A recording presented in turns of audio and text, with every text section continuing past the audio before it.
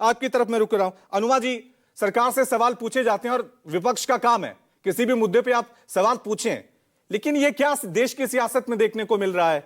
जयचंद, मीर जाफर, ये कौन सी सियासत हो रही है? आप सवाल पूछिए लेकिन सदे हुए तरीके से।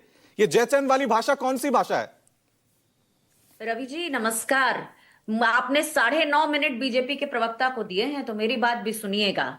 सबसे पहले तो आपके जो वहां रिपोर्टर हैं उन्होंने एक शब्द कहा कि जासूसी नेटवर्क फैला हुआ था जिसके ऊपर प्रहार हो रहा है। तो यानी कि नोटबंदी से तो आतंकवाद खत्म नहीं हुआ, और इतने बड़े बड़े दावों के बाद भी वहां आतंकवाद खत्म नहीं हुआ। अब मुझे एक चीज याद आ रही है, पुलवामा याद आ रहा है। जिस समय पुलवामा में जो हमला हुआ, प्रधानमंत्री नरेंद्र मोदी जिम कॉर्बेट में शूटिंग कर रहे थे, और कोई भी देश का प्रधानमंत्री ऐसा हो नहीं सकता कि वो लगातार अपने लोगों के संपर्क में ना हो, पर उन्होंने शूटिंग पूरी करी, उसके बाद आए। यहां पर भी पहलगाम में इतना क्रूर हमला हुआ, प्रधानमंत्री जी बाहर थे, लौटे, लेकिन क्या वो देश के सामने संबोधित करने आए? उन्होंने क्या किया? उन्होंने सबसे पहले बिहार की चुनावी सभा में गए और वहां इंग्लिश बोली। ये इंग्लिश बोली का क्या मतलब होता है? उसके बाद आप इंग्लिश बोलने वाले डोनाल्ड ट्रंप के सामने झुक गए। अब विदेशों में ये जो कह रहे थे भारतीय जनता पार्टी के प्रवक्ता कि हम विदेशों में देखे जाते हैं, वहां तो एस जयशंकर जी के बयान चल रहे हैं और ऐसी ऐसी बातें हो रही हैं कि हमें तो पहले ही बता दिया था एस जयशंकर जी ने, तो पाकिस्तान परस्त तो ये है। बिरयानी खाने तो नरेंद्र मोदी जी गए थे, आईएसआई को पठानकोट के बाद नरेंद्र मोदी जी की सरकार ने बुलाया था, तो पाकिस्तान परस्ती की कहानी तो इन्हीं पर लागू होती है। दूसरी चीज यह है, सेना का मनोबल गिराने का काम भारतीय जनता पार्टी का इतिहास है।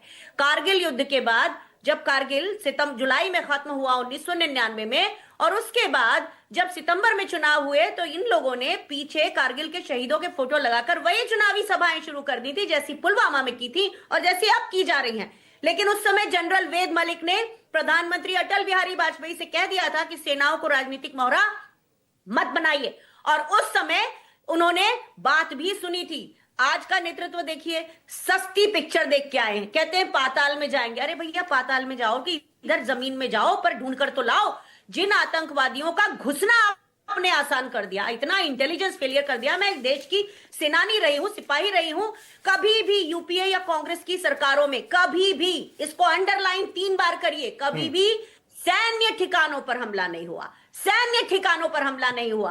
अब 26/11 कहते हैं, आंतरिक आतंकवाद कहते हैं, तो मैं याद दिलाती हूं कि एक प्रज्ञा ठाकुर भी है, एक अभिनव भारत भी है, एक कर्नल पुरोहित भी हैं, इनको भी याद रखिए। तो बाहर से कभी भी हमारे सैन्य ठिकानों में हमला करने की किसी ने कोशिश नहीं की, हिमाकत नहीं की। आज ये सेना के कंधे पर सवारी कर रहे हैं। अब तू मैं थोड़ी करते हैं बीजेपी वाले, वो तो हमारी कर्नल सोफिया कुरैशी को आतंकवादियों की बहन कहते हैं। वो तू मैं नहीं करते, वो कहते हैं सेना मोदी जी के चरणों में जाकर झुक जाएगी, इस तरह की बातें करते हैं। अरे भाई, इतना है, 2 काम क्यों नहीं करते? पहला काम तो मैं पूछती हूँ आपके से, पाकिस्तान को शत्रु देश घोषित क्यों नहीं करते? यहां वहां घूम के, क्योंकि आपकी विदेश नीति तो फेल हो गई है, क्योंकि जयशंकर जी ने आर्मी का युद्धम प्रज्ञा, यानी कि वॉर विद विजडम, इसको तो खत्म कर दिया। उन्होंने एट दी स्टार्ट सबसे पहले पाकिस्तान को बता दिया। अब ये पिक्चर कर रहे हैं ये लोग, हम ना जिसको मारते हैं उसको बता के मारते हैं। क्या तमाशा है? ठीक है, ये आर्म फोर्सेस की नीतियों का आप विरोध कर रहे हैं, आर्म फोर्सेस की नीतियों के साथ अत्याचार कर रहे हैं। ये तो आपको देखना चाहिए कि इस देश को समझ में आता है कि जो अनुमा जी, ठीक है, अब काउंटर सवाल ले लीजिए। अभी तो 2 मिनट भी नहीं हुआ है, सुनिए ना। नहीं, आप ही बोलेंगी। अनुमा जी, काउंटर सवाल ले लीजिए, आप ही बोलेंगे। आपने कहा कि कांग्रेस के टाइम किसी सैन्य ठिकानों पे हमला नहीं हुआ।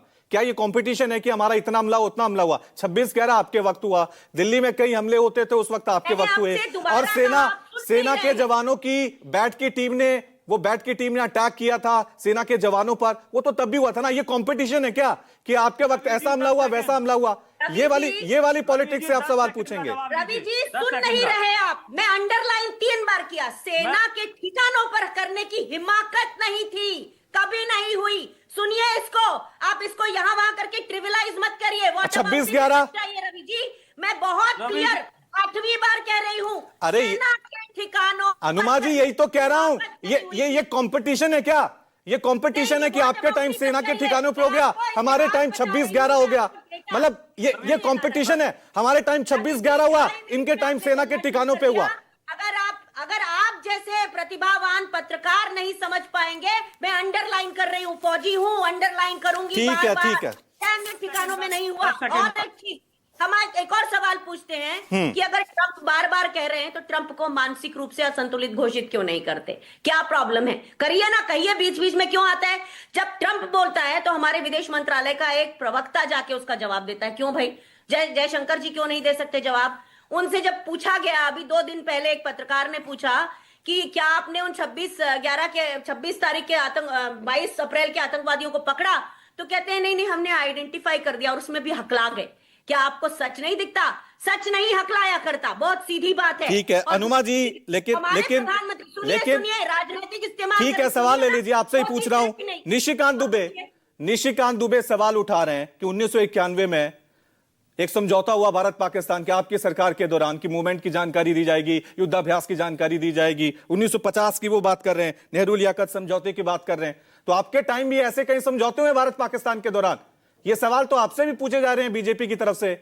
रवि जी, बीजेपी केवल अतीत में बैठकर पागलपन करती है। हम आज को देखिए, और जो समझौते हुए वो शांति काल में हुए हैं, और शांति काल में समझौते होते हैं। यहाँ तो हमारा एक एक पड़ोसी देश हमारे खिलाफ हो गया है। कमाल है, हमारा प्रधानमंत्री हमारी ओवरऑल पहन के, हमारी डांगरी पहन के घूम रहे हैं। क्यों घूम रहे हैं भाई? उसमें क्या फोटो दिखा रहे हैं? आपका तो उतना बॉडी उतनी फिट भी नहीं है, आप कितने बेकार लग रहे हैं, हमारी ओवरऑल का अपमान हो रहा है। लेकिन यहाँ शर्म नहीं है। जो समझौते हुए शांति काल में हुए, होएंगे, होते रहेंगे। प्रधानमंत्री क्यों गए थे इतने बार अमेरिका जब वो की मुख्यमंत्री थे, या कई बार वो संसद के, वो आरएसएस के प्रचारक थे, वो क्यों गए थे? ये लोग क्यों अभी नागपुर आए थे? वो तो शिमला समझौते पे भी सवाल उठा रहे हैं। निशिकांत दुबे तो शिमला समझौते पे भी सवाल उठा रहे हैं। मुरब्बा बनाना सीखने, वो तो युद्ध काल में हुआ था। मैं 2023 में पूछ रही हूँ कि आरएसएस में चीन के लोग क्यों आए थे नागपुर के हेडक्वार्टर में? क्या ऑरेंज का मुरब्बा बनाना सीखने आए थे? ठीक है, क्या बातें ना करिए। क्यों गए थे राम माधव चीन? ठीक है, चीन में आरएसएस के डेलीगेशंस क्यों गए हैं? ठीक है, हो गया अनुमा जी, आपका पॉइंट हो गया, लेकिन अपने देश सरहद में आज चीन चढ़ा हुआ है। एक सवाल पूछते क्यों नहीं बनता रवि जी? सवाल पूछे हैं, जब उनकी बारी थी उनसे सवाल पूछे, जब आपकी बारी आपसे सवाल पूछे। अब मैं फखरुल हसन चांद साहब की तरफ रुख कर रहा हूँ। चांद साहब की तरफ रुख। 10 सेकंड का मैं इनका जवाब देना। जी दीजिए। आप बताइए, सुशील कुमार शिंदे किसके कार्यकाल में गृह मंत्री थे जो क्या कहते हैं मेरी कश्मीर जाने में फंसी थी? जवाब दीजिए। मथुरा में कोची का रहने वाला, उसके सर कलम कर दिया गया। बैट की टीम ने, पाकिस्तान की ने फुटबॉल खेला गया। जरा जवाब दीजिए, ये आपके ठीक है, जल्दी से अनुमा जी जवाब दीजिए, दूसरे मेहमानों पे जाना है। हो गया विजय जी हो गया, जवाब ले लेते हैं। आपने प्रश्न पूछा है, जवाब ले लेते हैं। अनुमा जी जल्दी से जवाब दीजिए, फिर दूसरे मेहमानों पे जाना है। 9 साल से कमांडर कुलभूषण जाधव आज भी पाकिस्तान की जेल में क्यों है? खून खौलता है हमारा। आप ये तक नहीं कर सके, आप पीओके नहीं ले सके। हमारी सेनाएं ठीक है, विजय जी हो गया आपका सवाल। क्यों बीच में विजय जी हो गया आपका सवाल।